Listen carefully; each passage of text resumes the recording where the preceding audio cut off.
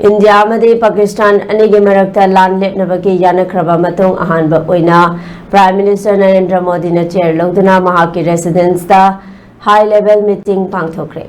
Mifam aduda Defence Minister Rajnath Singh, External Affairs Minister S.J. Shankar, National Security Advisor Ajit Doval, Chief of Defence Staff, Army, Navy ki makok thongba amade Air Force yauna Foreign and Secretary ki sarugya ki hairi.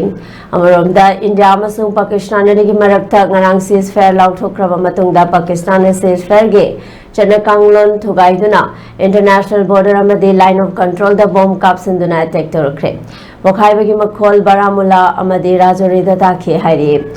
Amaromda India amadi Pakistan ani ki marakta khud thanadaba haibage bilateral ceasefire understanding leinakraba matung pungkhar gi matungda Pakistan ceasefire thugai rakhi haina India ki Foreign Secretary Vikram Misri na phongdorakre. Ngarang athengbada Jammu and Kashmir region gi mafam singda explosion thokpagi makhol kaya taba phangkhe loinana Srinagar, Jammu, Pathankot, Jaisalmer ki mafam singda drones kaya paisilakpadagi mafam aduda mapung fana mai muthatke.